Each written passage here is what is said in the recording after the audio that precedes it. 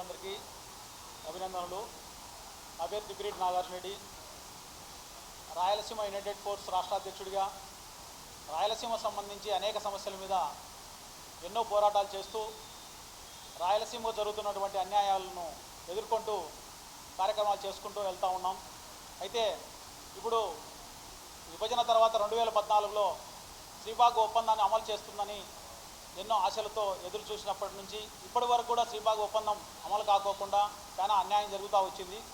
అయితే ఈ యొక్క ఎన్నికలకు ముందు గతంలో చెప్పినటువంటి అభివృద్ధి వికేంద్రీకరణలో భాగంగా శ్రీబాగ్ ఒప్పందాన్ని అమలు చేస్తామని చెప్పేసి పునరుద్ఘాటించడం, అంటే మళ్ళీ ఈ యొక్క మేనిఫెస్టోలో అభివృద్ధి వికేంద్రీకరణలో భాగంగా న్యాయ రాజధానిని కర్నూలులో ఏర్పాటు చేస్తామని అని వైఎస్ జగన్మోహన్ రెడ్డి గారు, ఈ ముఖ్యమంత్రి గారు చెప్పడం అన్నది ఉద్యమకారులుగా మేము అభినందిస్తున్నాం.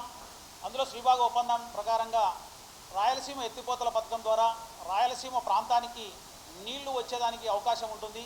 కరువు ప్రాంతానికి మేలు చేయాలనే ఒక సదుద్దేశంతో ముఖ్యమంత్రి గారు ఈ యొక్క నీటి ప్రాధాన్యత విషయంలో ఈ యొక్క మొదటి ప్రాధాన్యత రాయలసీమ ప్రాంతానికి ఇచ్చేదానికి సుముఖత వ్యక్తం చేయడం అన్నది అభినందనీయం. కాబట్టి రాయలసీమ యునైటెడ్ ఫోర్స్ యొక్క సంపూర్ణ మద్దతును తెలియజేస్తోంది వైఎస్ఆర్సీపీ పార్టీకి.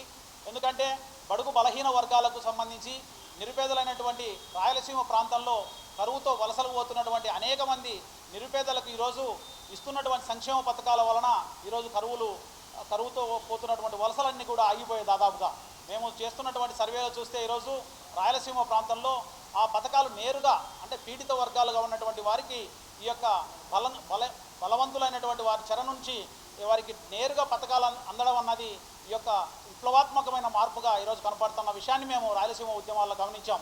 కాబట్టి ఏ ప్రభుత్వం చేయలేని పని, గతంలో ఏ నాయకుడు ఏ ముఖ్యమంత్రి చేయలేని పని ఈరోజు జగన్మోహన్ రెడ్డి గారు చేయడం వల్ల రాయలసీమ ప్రాంతంలో ఉపాధి అవకాశాలు మెరుగుపడ్డాయి. అంతేకాకుండా కరోనా టైంలో మేము రెండు సార్లు కరోనా వచ్చినప్పుడు మేము ట్రస్టీలుగా తాడపత్రి ప్రాంతంలో కావచ్చు, రాయలసీమ ప్రాంతంలో కూడా ఈ యొక్క ప్రభుత్వం చేస్తున్నటువంటి సేవలు వాలంటీర్ ద్వారా కావచ్చు, సంక్షేమ పథకాల ద్వారా కావచ్చు, ఈ యొక్క ప్రజలను బ్రతికించుకోవడానికి చేసినటువంటి సేవల విషయంలో ముఖ్యంగా మేము ఆ రోజు కరోనా టైంలో మా యొక్క ట్రస్ట్ ద్వారా కూడా దాదాపు 33 రోజులు భోజనాలు ఏర్పాటు చేయడం జరిగింది. తాడపత్రిలో రాయలసీమకు అంతర్ సెంటర్లో ఉన్నటువంటి కోవిడ్ హాస్పిటల్ కూడా ప్రత్యేకంగా ఈ యొక్క ప్రభుత్వం ఏర్పాటు చేయడం అన్నది ఆ రోజుల్లో మేము అభినందించాం. ఆ యొక్క కోవిడ్ హాస్పిటల్లో కూడా మేము టీఎన్ఆర్ చారిటబుల్ ట్రస్ట్ ద్వారా భోజన సదుపాయాలు కూడా కల్పించాం.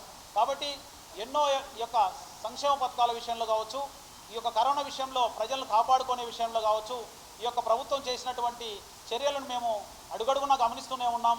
కాబట్టి ఈ యొక్క ప్రజల యొక్క జీవన ప్రమాణాలను మెరుగుపరచడానికి, ఆర్థికంగా వాళ్ళను స్ట్రెంథన్ చేయడానికి ఈ యొక్క సంక్షేమ పథకాలు చాలా ఉపయోగపడ్డాయి. కాబట్టి ఇప్పుడు అంటే రాబోయే ప్రభుత్వం దాదాపు రాజ్యసభలో 11 మంది ఎంపీలు ఉన్నాయి వైఎస్ఆర్సీపీకి.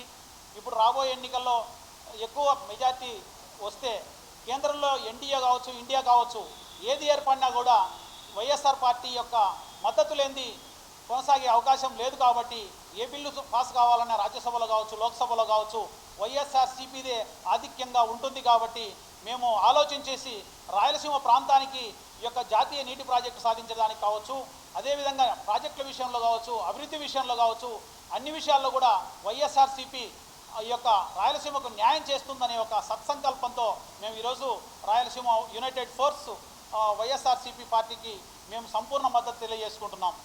జై రాయలసీమ.